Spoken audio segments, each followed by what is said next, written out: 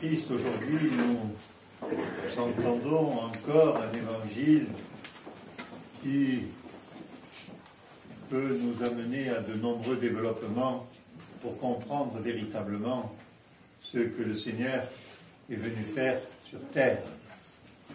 Nous savons qu'il avait le pouvoir sur les éléments. Il avait calmé la tempête et fait tant d'autres choses, mais il agit aussi sur les esprits mauvais. Alors bien sûr, cet évangile nous pose la question de la possession diabolique. Nous y croyons, nous n'y croyons pas, nous pensons ne jamais l'avoir rencontré. De toute façon, honnêtement, frères et sœurs, nous n'avons pas grand-chose à en craindre. Nous avons été baptisés en Christ. Nous avons reçu, lors de notre baptême, l'onction de l'huile comme une armure de vérité. Nous avons reçu l'onction de l'Esprit Saint, du Myron, le sceau du don du Saint-Esprit, pour ouvrir notre esprit. Et donc, normalement, si j'employais un terme fort peu théologique, on est bon, on est paré, on est équipé. Enfin, oui, mais, est-ce que parfois nous ne nous mettons pas dans une position, dans une disposition d'esprit particulière qui laisse plus de place au malin, à ses suggestions, même s'il ne s'agit pas véritablement de possession diabolique, parce que nous tournons le dos au Seigneur. Et d'ailleurs, nous entendons tout à fait à la fin du texte ces gens de Gadara qui demandent au Seigneur de repartir.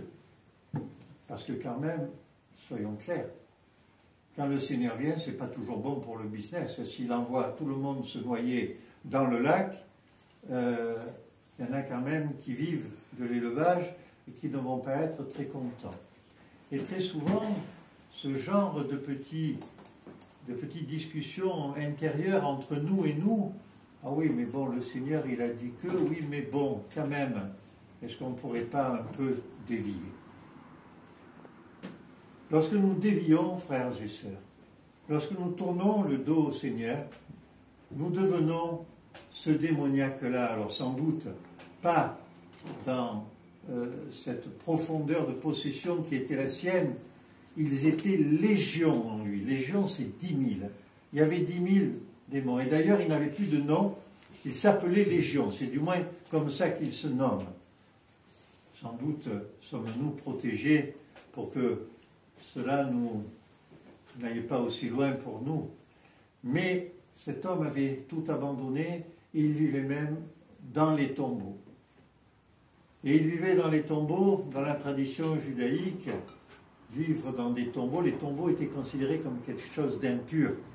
Et vivre dans des tombeaux, c'était vraiment être relégué, et se reléguer soi-même à l'extrême de l'extrême de l'extrême de la société, la rupture totale. Frères et sœurs, cet évangile nous appelle sur les choix que nous faisons dans notre vie. Est-ce que nous avons envie de temps en temps de vivre dans les tombeaux? Alors, pas les tombeaux au sens propre, bien sûr, mais les tombeaux au sens figuré, ceux de notre toute-puissance, ceux de notre ego surdimensionné, ceux de notre jalousie, ceux de notre recherche de possession à tout prix, ceux du mensonge dans lequel parfois nous pouvons vivre. Alors bien sûr, nous ne le faisons pas intentionnellement, tout cela. Enfin, j'espère, du moins on essaie de ne pas le faire intentionnellement. Mais si nous laissons trop de place dans l'intériorité de notre vie, trop de vide, pas assez de place occupée par le Seigneur, c'est-à-dire l'occupation du Seigneur en nous, vous savez ce que c'est? C'est notre prière. Enfin, pour parler plus simplement, c'est le dialogue singulier que nous avons avec lui tout au long de la journée. Quand nous conduisons, Seigneur, guide ma route. Quand nous avons quelque chose à quoi nous pensons pour notre travail ou pour notre vie familiale, Seigneur, Seigneur, éclaire-moi. C'est ça la prière, c'est parler au Seigneur. C'est ça qui nous protège des esprits malins. C'est ça qui nous protège de la chute dans laquelle nous pouvons nous laisser entraîner. Alors, frères et sœurs, en Christ, essayez de relire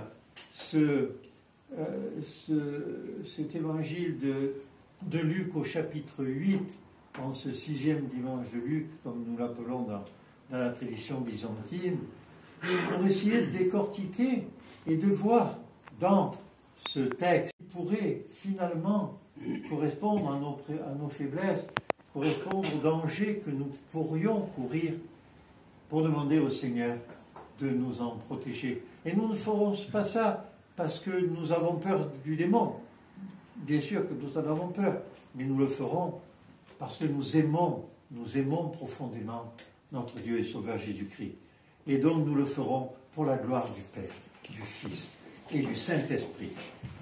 Amen.